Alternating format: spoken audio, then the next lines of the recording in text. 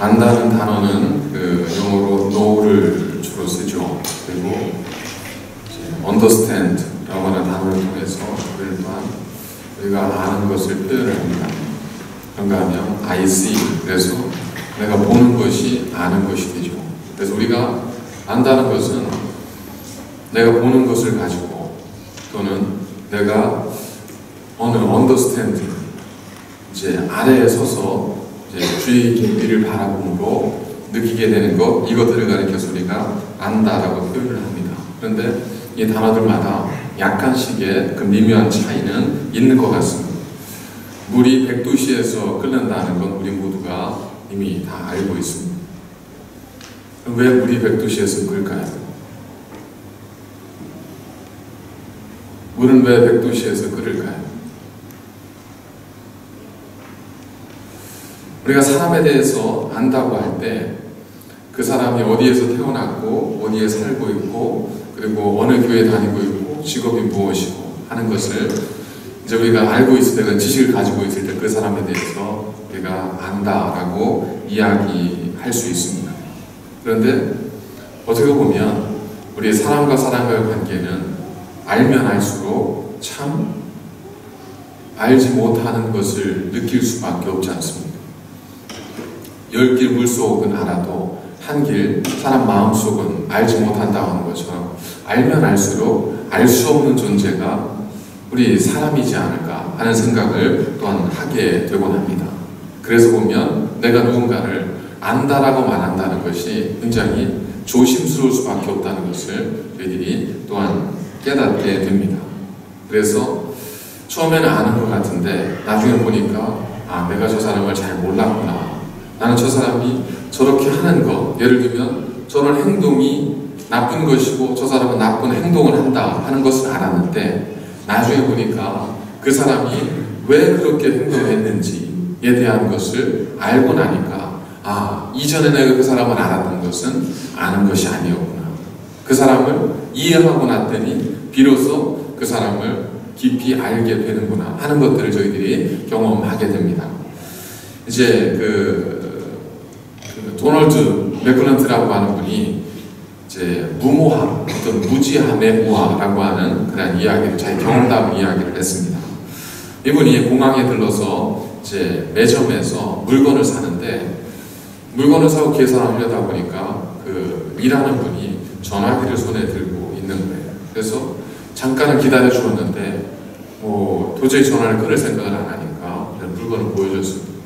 그 정도 되면 직원이 전화기를 내려놓고 손님에게 응대를 해야 되는데 전화기를 든 채 한 손으로 그 계산기를 두드리듯 이렇게 보여주는 거예요. 얼마라는 얘기죠. 그래가지고 이분이 참, 야, 뭐 이런 무례한 사람이 있나. 그래서 기분이 좀 언짢았는데 그래도 물건값을 알려줬으니까 돈을 내죠. 주섬주섬해서 이렇게 거스름돈을 주는데 거스름돈도 잘못 온 거예요. 그래가지고 그때는 이분이 이제 화가 많이 난 거죠. 그래서 그 종업원을 향해서 이제 좀 언성을 높였습니다. 아니, 당신 어떻게 손님을 이렇게 대할 수 있느냐 하면서 이제 언성을 막 높였습니다. 이 정원도 그 사태의 심각성을 이제 인지를 하고 수화기를 그제서야 이제 내려놓습니다. 그리고 이 손님에게 이 점원이 정중하게 양해 이야기, 죄송한 이야기를 하는 겁니다. 죄송합니다.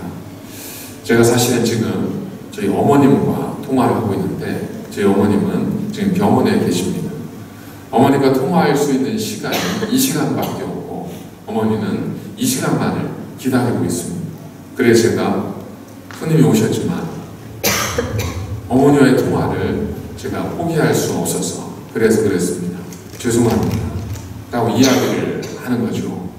그러니까 그분이 그 이야기를 다 듣고 나서는 아, 내가 참 사람을 너무 보는 것으로, 보여지는 것으로 사람을 너무 판단하구나 하는 것을 이제 스스로가 깨달으면서 이제 기록으로 자신의 일화를 남긴 겁니다.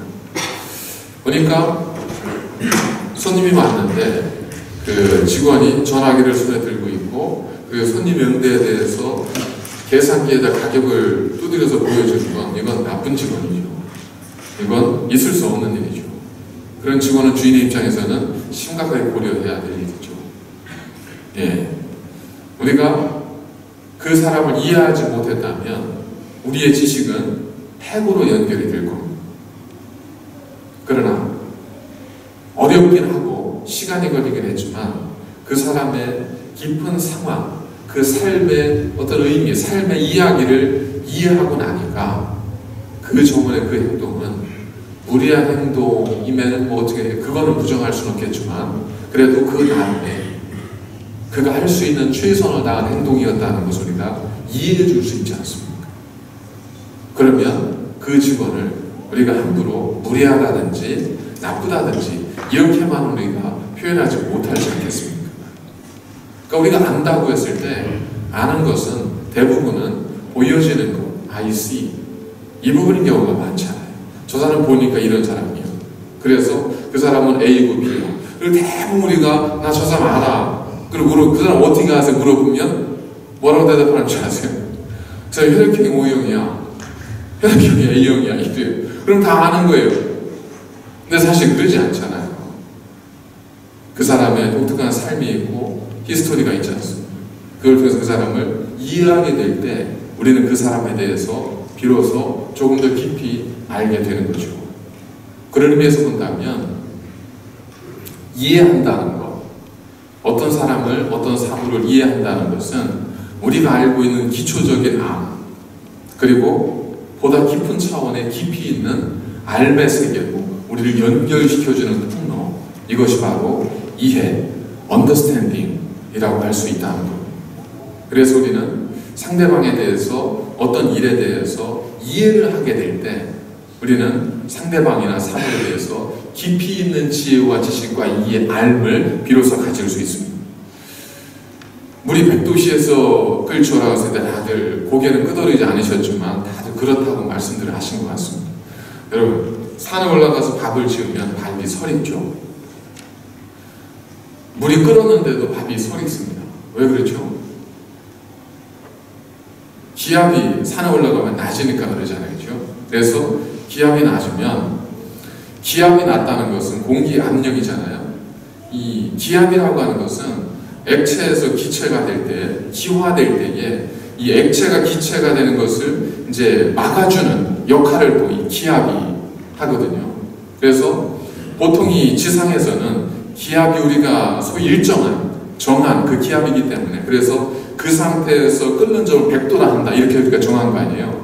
그런데 산이 올라가면 기압이 달라지면, 기압이 낮아지면 공기를 누르는, 그러니까 물을 누르는 공기의 힘이 약하기 때문에 물이 빨리 기화가 된다는 거죠.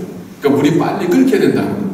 그래서 보통 이런 땅에서는 100도씨에 끓는 물이 산이 올라가면 70도나 80도씨에서 물이 끓게 되는 거고, 우리가 여기서 느낄 때 뜨거 하는 정도에서 끓지 않다 보니까 당연히 밥은 설리게 되고, 그러니까 이 원리를 우리가 깨닫게 되면 비로소 물이 100도씨에서 끓고 왜 산에 가서는 그의 밥이 설이고 하는 것을 정확하게 저희들이 알게 되지 않습니까? 이러한 암과 그냥 물은 100도씨에서 끓어 왜 그런데요? 그냥 그렇게 알고 있으면 돼 라고 하는 암과는 분명 차이가 있을 수밖에 없다는 거죠. 이 차이를 가리켜서 깊이라고 이야기할 수 있다는 겁니다. 오늘 본문에도 보니까 깊도다 뭐라고 되어 있죠? 깊도다 하나님의 지혜와 지식의 풍성함이, 그러니까 하나님의 지혜와 지식의 풍성함이 참 깊다는 겁니다. 깊다라는 것의 사전적 의미는 뭐냐면 겉에서부터 속에까지의 거리예요. 겉에서부터 속에까지의 거리가 깊이입니다. 그래서 우리는 겉만을 보고도 알 수 있지만 겉에 속에까지 깊이 있는 그 깊이를 보지 않고는 우리가 정확하게 참된 의미에서 안다고 말하기는 좀 부족할 수 있다는 것. 이것은 우리 신앙생활에 있어서도 마찬가지라고 생각을 합니다. 우리가 하나님에 대해서 얼마든지 들어서 알 수 있습니다. 그리고 내가 지금까지 경험해왔던 경험의 시간들을 통해서 하나님에 대해서 안다고 말할 수 있습니다. 그러면 정말 여러분은 하나님을 알고 계십니다. 여러분은 정말 하나님에 대해서 알고 계십니다. 성경은 오늘 우리에게 그러지 못하다고 이야기합니다. 깊도다 하나님의 지혜와 지식의 풍성함이요. 계속해서 성경 말씀에 설명하고 있죠. 그의 판단은 헤아리지 못할 것이며, 누가 헤아리지 못하는 거죠? 우리가 하나님의 판단을 헤아리지 못한다. 그리고 그의 길은 우리가 찾지 못할 것입니다. 그 이야기는 마치 자녀가 부모의 마음을 알지만, 그러나 자녀가 그 부모의 깊은 마음을 모를 수 있는 것처럼, 우리가 하나님에 대해서 알고 있는 것이 틀린 것은 아니지만, 그러나 하나님의 깊이와 하나님의 그 넓이에 대해서 우리가 그 깊은 것을 알지 못한다. 그래서 성경은 우리에게 뭐라고 말씀하고 있냐면, 우리는 하나님의 지혜와 지식의 깊이, 하나님의 하시는 일과 그의 계획과 그의 모든 섭리를 우리 인간은 결코 알 수 없고 우리는 판단할 수 없다라고 성경 우리에게 말씀하고 있다는 겁니다. 이건 우리 어떤 지적 능력을 무시하는 것이 아니라 어쩔 수 없이 하나님의 하나님 되심과, 그리고 하나님도 피조되어진 인간일 수밖에 없는 우리의 차이를 보여주는 것이라 우리가 그렇게 이해할 수 있습니다. 그래서 이사야서 55장 8절에 보면 이사야 선지자를 통해서 이미 하나님께서는 이는 내 생각이 너희 생각과 다르며 내 길은 너희의 길과 다름이니라. 여호와의 말씀이니라. 어느 정도로 다른가?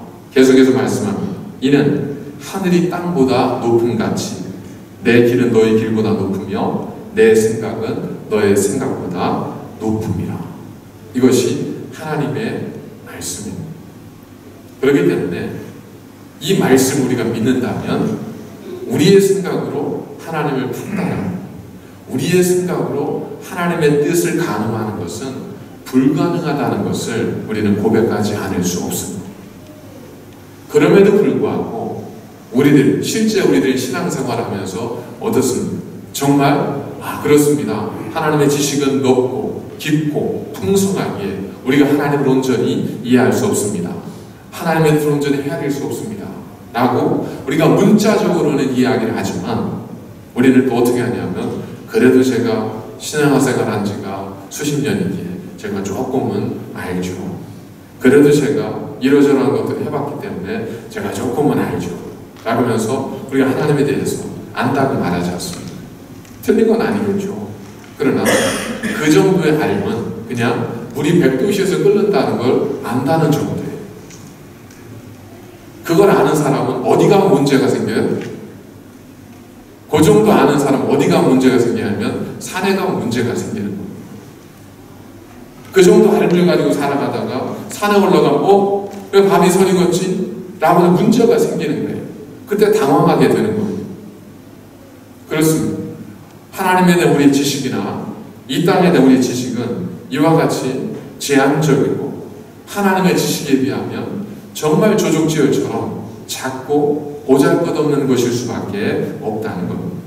그럼에도 불구하고 우리는 우리 나름대로 우리가 왜 이럴 수밖에 없는지, 내 미래가 어떻게 될지, 내 인생이 왜 이렇게 꼬였는지, 혹은 내 미래가 앞으로 어떻게 될 것 같은지 우리 나름대로 판단하고 우리 나름대로 결정하잖아요. 특별히 우리의 자녀들에 대해서 혹은 다른 사람에 대해서 우리는 얼마나 쉽게 판단하고 얼마나 쉽게 그 사람의 미래와 앞날을 우리가 그려놓습니까? 저렇게 하면 저 뻔해. 우리의 지식으로는 그건 뻔한 일입니다. 그러나 하나님께서 개입하시면, 하나님께서 만지시면 전혀 다른 일이 벌어지는데 우리는 그런 것들에 대해서는 생각하지 못한 채 마치 우리가 경험한 것과 우리가 아는 것이 전부일 수 있다고 생각하고 그렇게 우리가 신앙생활하고 우리가 삶을 살아가고 있을 수 있다는 겁니다. 왜 그럴까? 우리는 왜 하나님의 이런 말씀에도 불구하고 우리가 마치 모든 것을 아는 것처럼 그렇게 우리가 생각하고 판단할까? 물론 나는 그렇지 않습니다 라고 생각하는 분도 계실 수 있습니다. 그러나 그런 분들이 한번 질문을 던지고 싶습니다. 여러분은 인생에 소망과 희망이 있으십니까? 자신의 삶에 대해서 소망과 꿈이 있으십니까? 있으면 좋겠습니다. 있기를 바랍니다. 나에게도 하나님께서 꿈을 주시기를 바랍니다. 그게 우리의 고백이지만 이미 하나님께서는 우리에게 이미 약속으로 말씀하셨잖아요. 너를 향한 나의 생각을 하나님께서 이미 예레미야서에서 말씀하셨고, 또 하나님께서 우리를 지으신 이유와 목적이 무엇인지 하나님께서 말씀하셨어요. 영광의 찬송이 되는 것입니다. 그리고 우리를 위해서 하나님께서 어떤 계획을 가지고 계신지 말씀하셨습니다. 우리를 존귀한 하나님의 사람으로 만드시겠다고 하나님은 우리를 계획하셨습니다. 그런 하나님의 계획과 하나님의 섭리와 뜻이 있습니다. 그런데 우리는 그것에 대해서 우리가 경험들을 가지고 내가 지금 처해야 되는 상황과 조건들을 가지고 그 하나님의 계획을 우리가 때로는 판단하기도 하고 때로는 난도질하기까지 한다는 겁니다. 어떻게 하나님의 살아계시면 이런 일이 있을 수 있어? 탄식 정도면 괜찮겠는데 그게 우리의 믿음과 신앙이 되어질 때가 문제죠. 왜 그럴까? 여러 가지 이유가 있을 수 있겠지만 한 두 가지만 생각을 해볼 수 있지 않을까 싶습니다. 첫 번째는 뭐냐면 우리가 모른다고 하면 우리는 아무것도 할 수 없기 때문에 그렇습니다. 내가 모르는데 뭐에 대해서 얘기를 하겠습니까? 여러분, 하이티 섬에 대해서 아세요? 하이티 섬에 대해서 아세요? 모르세요? 자, 그럼 한번 그 섬에 대해서 지금부터 이야기를 한번 해보시겠습니다. 자, 해보시죠. 못하죠? 우리는 못해요. 우리는 알지 못하는 것에 대해서는 우리는 말을 못해요. 알지 못하는 것에 대해서는 판단하지 못합니다. 자, 우리가 왜 하나님에 대해서 알지 못하면서 왜 하나님에 대해서 아는 것처럼 생각할까? 하나님에 대해서 우리가 알지 못한다고 고백하면 우리는 하나님이 하시는 일에 대해서 우리의 생각이나 우리의 뜻을 주장할 수 없게 되기 때문에 그렇습니다. 그러나 우리에게 뭐가 있어요? 우리의 꿈이 있습니다. 내 인생에 대한 소망이 있고 이렇게 해주셨으면 하는 바람이 있고 그렇게 되기를 원하는 어떤 우리만의 가지고 있는 꿈과 소망이 있습니다. 그걸 포기하기 싫죠. 그러니까 우리가 어떻게 해요? 적당한 선에서 타협을 합니다. 하나님은 내가 아는데 이 정도쯤이야. 이 정도는 하나님도 우리를 사랑하시고 하나님은 끝없이 용서하시는 분이기 때문에 우리의 죄악 그리고 세상 이 정도 아닌 사람이 어디 있어? 하면서 우리 스스로가 하나님을 어느 정도 판단을 해버리는 겁니다. 그래야 뭐가 돼요? 내가 생각하고 있는 것과 내가 관철시키고자 하는 것을 우리가 계속해서 진행을 할 수 있기 때문에 그렇습니다. 두 번째 이유가 있을 수 있다고 생각을 합니다. 두 번째 이유는 뭐냐면 우리 그동안의 삶에서 당했던 거절과 상처들에 대한 보상심리가 작용을 하기 때문에 그렇지 않을까 싶습니다. 우리는 살아가면서 하나님을 믿지만 그것 때문에도 우리는 마음에 어떤 아픔을 겪은 것이 있습니다. 차라리 하나님을 믿지 않았더라면 이런 일이 없었을 텐데 라고 생각할 수 있는 일들도 우리가 얼마든지 있을 수 있지 않습니까? 그러다 보니까 우리가 하나님을 아는 것이 되어야만 하는 거예요. 그래서 하나님 어떻게 나에게 이러실 수 있습니까? 하나님은 은혜로운 분이지 않습니까? 하나님은 용서하시는 분이지 않습니까? 하나님은 긍휼이 풍성하신 분이지 않습니까? 하나님, 이런 하나님이라면 난 당신을 믿을 수 없습니다. 우리가 하나님에 대해서 안다고 말하는 것은 어떻게 보면 우리의 아픔과 우리의 상처와 내 안에 있는 씻을 수 없는 괴로움들을 우리가 씻어버리기 위해서 우리가 마치 그냥 외마디 비명을 지르는 것처럼 그렇게 하나님에 대해 소리치는 것이 아닐까. 우리가 아는 하나님에 대해서 지식이 정말 하나님께서 보여주실 만큼 깊고 넓을까. 많은 그리스도인들이 수많은 어려움 속에 혼돈 속에 살아가고 있지 않습니까? 요즘 제 마음, 제가 요즘에 길과 같이 빛과 같이 제 마음에 비춰지는 것이 있습니다. 바로 세상을 보는 눈입니다. 그리스도인들이 왜 산에 가면 힘들어할까? 이유는 다 하나. 세상을 보는 눈이 깊지 못하기 때문이 아니라 하나님의 눈으로 세상을 바라보지 못하기 때문에 그렇습니다. 하나님의 눈으로 보면 산에서 밥이 안 되는 건 당연한 거예요. 근데 우리는 산에 가서 밥이 안 되니까 왜 이런 일이 생기지? 이렇게 되면 인류의 재앙이 오는 거야. 이렇게 되면 나는 끝난 거야. 내 인생은 이제는 희망이 없는 거야? 이렇게 생각을 하는 거죠. 근데 하나님이 창조하신 이 창조세계의 질서와 그 섭리를 알면 산에서 밥이 서리는 건 당연한 거예요. 그러니까 뭐가 가능해져요? 그러면 어떻게 하면 될까? 그래서 밥에다 돌을 얹어놓으면 되는 거죠. 간단하죠. 그건 절망한 이유가 아니에요. 그건 인생을 논할 문제가 아니라 뭐예요? 하나님이 주시는 길, 하나님의 섭리 속에서 내가 어디로 가야 되는지를 발견하면 되는 겁니다. 그런데 많은 경우에 우리가 하나님의 눈으로 세상을 바라보지 못하기 때문에 산에만 가면, 기압이 다른 곳에만 가면 절망하게 되고 좌절하게 되고 인생의 끝이 오는 것 같고 지구의 종말이 오는 것 같고 내 인생은 희망이 오는 것 같고 그러지 않습니다. 물론 하나님께서는 우리에게 분명 세상의 끝을 말씀하셨기 때문에 하나님 말씀하시는 종말, 하나님의 심판의 때는 반드시 있겠지만, 그러나 우리는, 그리고 이 땅은 하나님이 창조하신 아름다운 창조의 세계입니다. 그리고 우리는 여전히 하나님께 사랑하시는 자들이에요. 그렇기 때문에 하나님은 우리를 향한 하나님의 관심과 사랑과 우리에 대한 희망을 하나님은 결코 놓지 않으십니다. 놓았다는 그것은 우리이지 하나님이 결코 아니라는 것. 이것이 하나님 말씀을 읽으면 읽을수록 우리가 깨닫게 되는 하나님에 대한 깊이입니다. 깊이가 없으면 시냇가는 시냇물을 쉽게 마릅니다. 깊이가 없는 음식은 금방 질려버리고 말죠. 깊이가 없는 사람도 쉽게 피곤해져 버릴 수밖에 없습니다. 깊이가 없는 지식도 마찬가지입니다. 아까 말씀드렸죠. 깊이는 겉에서 속에까지 거리. 그래서 겉을 아는 것과 속을 아는 것은 차이가 있는데, 이 겉에서 속에까지 안내해 주는 것이 뭐냐면 이해의 과정이라고 말씀을 드렸죠. 하나님도 마찬가지입니다. 우리가 하나님을 이해하는 과정이 필요합니다. 하나님에 대해서 우리가 이해하게 될 때, 하나님의 창조 세계에 대해서 우리가 이해하게 될 때, 우리는 비로소 하나님에 대해서 좀 더 깊이, 그리고 좀 더 넓게 알게 된다는 겁니다. 그런데 이 이해를 위해서는 뭐가 필요하냐면 시간이 반드시 필요합니다. 요셉을 보십시오. 요셉 꿈을 꾸었습니다. 요셉이 해와 달과 여러분들이 절하는 꿈을 꿨죠. 그리고 이제 집단이, 볏집이 자기를 이제 엎드리는 꿈을 꾸었습니다. 여러분, 그런 꿈을 꾸시면 여러분 어떠시겠어요? 여러분이 만에 어젯밤에 꿈을 꾸셨는데 그런 꿈을 꾸셨다. 그게 사실은 그 당시에는 대단한 의미인데 지금 여러분에게 별로 감흥이 없잖아요. 그죠? 그래서 한번 제가 적절하지는 않겠지만 여러분 어젯밤에 꿈을 꾸었습니다. 하나님과 같은 존재가 여러분 앞에 나타났습니다. 그리고 아무 말씀도 안 하시고 하나님이 조용하게 말씀하십니다.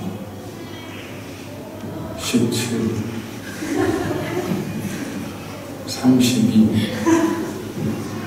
4. 조용히 그 음성이 들려오는 거예요. 그럼 어떻게 하시겠어요? 꿈이건 뭐건 받아 적지 않겠어요? 꿈을 깼다 자는 아이들에도 받아 적으려고 하시겠죠. 그럼 어떻게 하죠? 이제 끝났다 하는 거죠. 이제 끝났다. 이제 내 인생은 이제 폈다. 아마 그 다음날 당장 달려가시지 않겠어요? 요셉이 꿈을 꿨는데 해와 달과 열왕들이 자기를 위해서 절을 하는 꿈을 꿨습니다. 이게 무슨 꿈일까? 아버지는 알았잖아요. 형들은 알았잖아요. 그 꿈 얘기랑 형들이 요셉을 어떻게 해요? 미워하기 시작했습니다. 어느 정도까지 미워했어요? 그를 죽일 만큼 미워했습니다. 그러니까 이 꿈이 범상치 않은 꿈이라는 거죠. 뭔가 의미 있는 꿈이라는 거죠. 그래서 아버지 야곱도 그 꿈을 마음에 품고 있었습니다. 요셉이라고 왜 그걸 몰랐겠습니까? 그도 아마 그 꿈을 통해서 자, 하나님께서 나를 세우시기 위해서 뭔가 계획을 품고 계시는구나 생각을 했을 겁니다. 그래서 그날이 오려나 하고 아침이 되면 하늘을 바라봐도 그날이 안 와요. 그래도 어느 날 그게 닥친다는 거죠. 형들이 자신을 물이 없는 웅덩이에 집어쳐놓고 자신을 죽이려고 하는 거예요. 그러다가 이제 첫째와 셋째 형의 이 도움을 받아서 애굽에 팔려가게 되죠. 팔려갔다가 내 인생에 이렇게 보이기 시작했나? 그러면서도 그래도 하나님에게 주신 꿈과 비전이 있기에 해서 열심히 살았어. 그래서 주인에게 인정도 받았죠. 근데 그에게 돌아온 것은 안주인의 모함을 통해서 감옥에 가는 거예요. 지금의 형기가 있어서 어느 정도 지나면 시간이 지나면 다 풀려나지만 그때만 하더라도 주인이 잊어버리면 끝난 거예요. 저는 그 존재를 잊고 있으면 그냥 감옥에 평생 사는 거예요. 그래서 기분 나쁘면 그냥 죽여버리면 죽는 거예요. 이게 노예와 종의 신분이 되었습니까? 이 요셉이 그런 절망 속에 그가 처하게 됩니다. 그리고 정말 많은 시간이 흘러가요. 그 속에서 요셉을 인터뷰했다면 아마 요셉이 어떤 이야기를 했을까? 그런데 그때는 감히 인터뷰를 못하고 나중에 요셉이 인터뷰를 하잖아요. 형들이 요셉을 찾아왔어요. 그때 이 요셉이 형들 앞에 자기 스스로 고백합니다. 형들이요, 당신 나그를 이곳에 판 것을 인하여 근심하거나 걱정하지 마십시오. 나를 이곳에 있게 하리는 당신들이 아니라 당신들을 구원하려고 하나님께 날 이곳에 먼저 보내신 것입니다. 뭐죠? 요셉이 비로소 그간에 있었던 자신의 모든 삶의 굴곡들의 의미를 깨닫게 되니까 비로소 자기 인생이 어디로 가야 될지를 알게 됩니다. 그리고 하나님이 어떤 분인지를 비로소 정말 깨닫게 되는 거죠. 하나님은 어떤 분이에요? 한 사람을 들어서 한 민족을 세우시고 불가능한 일을 가능하게 하시고 이 모든 것들을 가능하게 하시는 분이라는 것을 이 요셉이 비로소 자신의 믿음으로 깨닫고 고백하고 안다고 말하게 되었다는 겁니다. 이 이해 과정을 위해서는 반드시 시간이 필요합니다. 근데 제가 말씀드린 이것은 한 가지 좀 모순되는 것이 있습니다. 분명 성경 위에 뭐라고 말씀하고 있냐면 깊도다 하나님의 지혜와 지식의 풍성함이요. 우리는 하나님 판단할 수 없고 그 길을 결코 알 수 없다 그랬지 않습니까? 그런데 어떻게 우리가 하나님을 이해할 수 있을까요? 이미 하나님을 그렇게 규정해 놓으셨는데 우리가 어떻게 하나님을 이해할 수 있겠어요? 노력은 할 수 있겠죠. 그럼 우리의 지혜와 지식을 어떻게 우리가 하나님을 이해할 수 있겠습니까? 불가능하다고 이미 말씀하셨는데 그래서 필요한 것이 뭐냐면 그래서 필요한 것이 바로 믿음이랍니다. 이게 말이 안 되는 것 같지만 한번 잘 생각해 보세요. 여러분 지금까지 태어나신 곳에서 여러분을 낳아주셨다고 말하는 그분들과 함께 오랜 동안 함께 사셨습니다. 그리고 여러분들은 내가 낳았고 내 자식이라고 믿는 사람들과 함께 지금도 살고 있습니다. 그런데 가끔 보면 병원에서 간호사의 실수로 아이가 바뀌어서 나중에 30년 지난 후에 밝혀지는 경우도 있죠. 그리고 나중에 DNA 조사해보니까 내 자식이 아닌가 봐 이렇게 해서 나중에 문제 되는 경우도 있잖아요. 지금. 자, 그러면 여러분 어떻게 여러분들의 부모님이 여러분 진짜 부모님이라고 그렇게 알고 계십니까? 처음에는 어디에서 시작되죠? 처음에는 믿는 것에서 시작됩니다. 그냥 믿는 수밖에 없어요. 왜? 내가 부모님을 내 부모님인가 확인할 수 있는 방법이 없어요. 어린 아이로서는. 그러니까 어떻게 해요? 그냥 믿는 거예요. 때로는 어떻게 해요?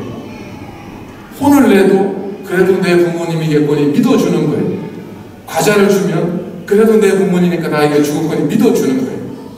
그러다가 그걸 믿고 살다 보니까 때로 의심될 때가 있잖아요. 누구는 다리 밑에서 주워갔다고도 하고 어떻게 안 닮았냐고도 하고 이런 얘기를 하니까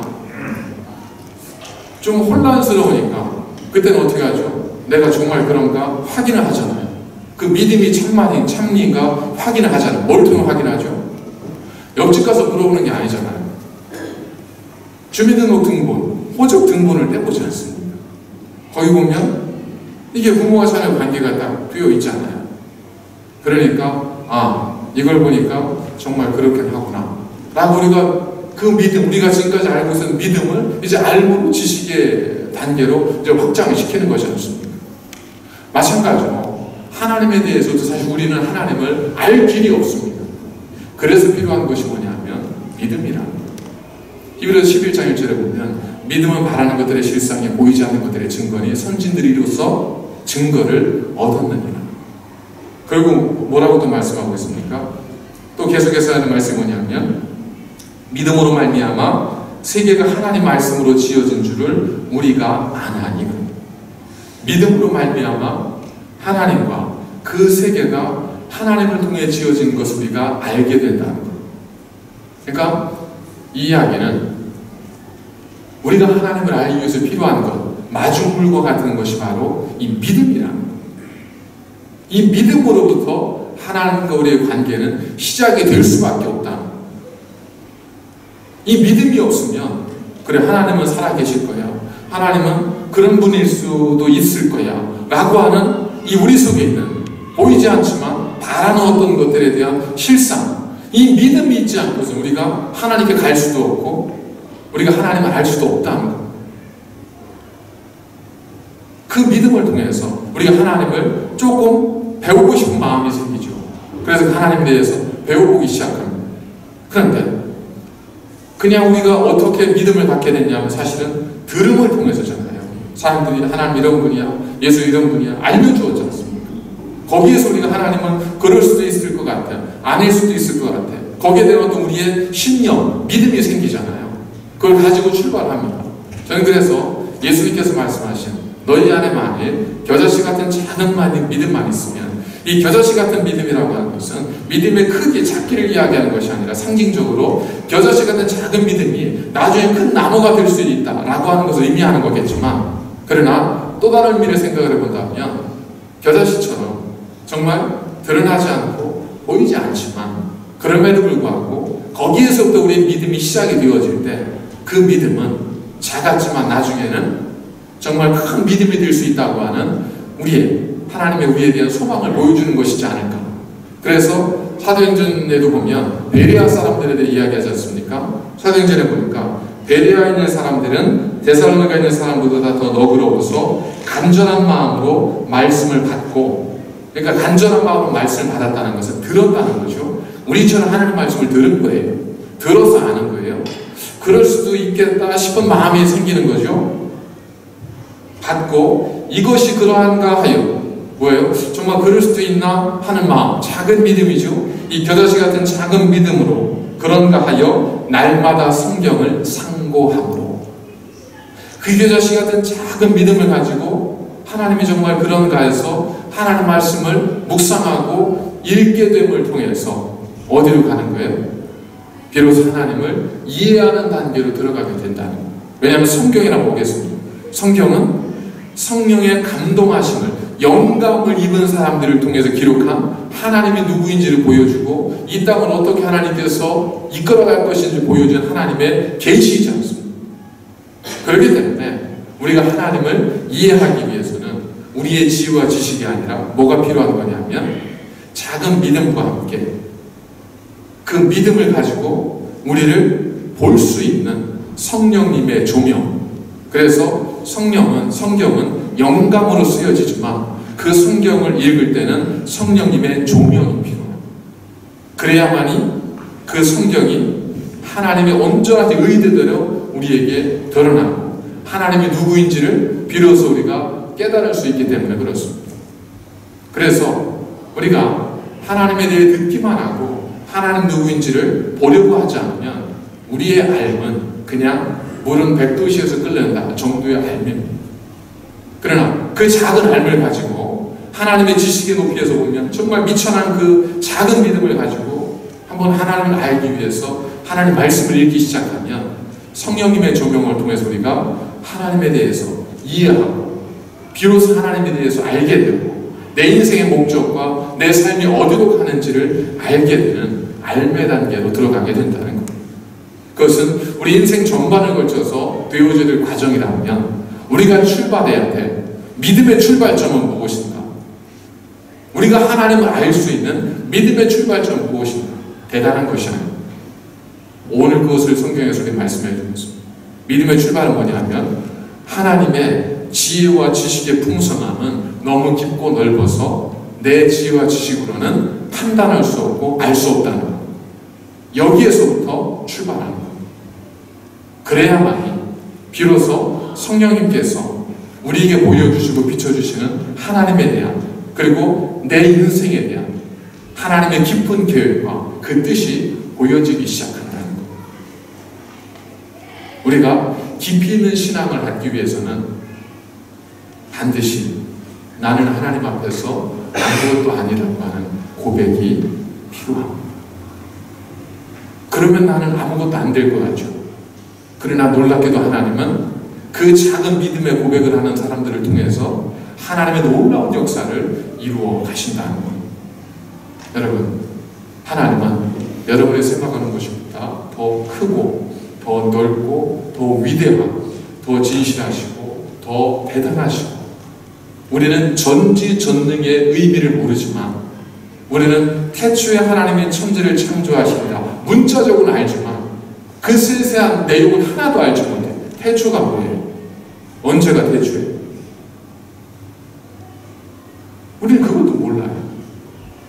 그럼에도 불구하고 우리가 성경을 많이 읽으면 성경에 대해서 안다고 이야기하는 것. 그렇습니다. 하나님은 우리가 생각하는 것보다 넓고 깊고 위대하시고, 우리에 대한 하나님의 계획은 내가 생각하는 수준이 아니에요. 밥이 좀 설익었다고 해서 절망하고 좌절할 이유가 없다는 것. 그건 하나님의 창조의 섭리 속에서 지나가는 과정일 뿐이에요. 문제는 그 속에서 우리가 그럼 어떻게 해야 되는가 하는 것을 물어야 한다는 것. 하나님께 물을 때 하나님께서 우리에게 성령님을 통해서 우리가 가야 할 길과 나아가야 할 방향을 알게 해주신다는 것. 여러분, 하나님께 물으십시오. 하나님은 우리보다 지혜롭습니다. 아니, 우리가 비교가 되지 않는 분입니다. 여러분의 생각과 경험으로 여러분의 삶을 판단하지 마십시오. 나는 끝났어라고 말씀하지 마십시오. 나에게 희망이 없어라고 그렇게 생각하지도 마십시오. 우리 아이들 보면서 저렇게 살다가는 인생이 좀 고단할 텐데 그렇게도 말씀하지 마십시오. 하나님께 맡기십시오. 나는 이해할 수 없는 놀라운 하나님의 섭리가 그와 함께하기를 기도하시면서 그가 하나님의 사람이 되기를 위해서 기도하고 축복하십시오. 그러면 하나님께서 하나님의 오묘한 손길로 우리 한 사람 한 사람과 우리 가정을 지키시고 인도하실 것입니다. 그런 하나님의 은혜가 충만하시길 주 이름으로 간절히 축원을 드립니다. 기도하시겠습니다. 거룩하신 아버지 하나님, 감사를 드립니다. 우리는 알 수 없는 하나님, 우리는 이해할 수 없는 하나님의 그 섭리이지만, 그러나 우리가 믿음의 눈으로 바라보기를 원합니다. 하나님, 저희들이 믿지만 우리 믿음은 참 부족합니다. 우리 믿음을 불쌍히 여겨 주옵소서. 한 아버지의 고백처럼 그 믿음을 불쌍히 여겨다는 고백 위에 주님께서 그를 세워주신 것처럼 우리 가정들을 살펴주시고 우리 믿음의 고백 위에 하나님께서 은혜를 더하여 주셔서 그동안 알지 못했던 것들이 성령님의 조명을 통하여 보여지게 하시고, 우리가 알지 못한 대로 살아가는 것이 아니라 하나님 안에서 가까워지는 하나님의 깊이를 아는 깊이 있는 신앙으로 살아갈 수 있도록 늘 우리를 지키시고 동행하시며 인도하여 주옵소서. 예수님의 이름으로 감사드리며 간절히 기도드립니다.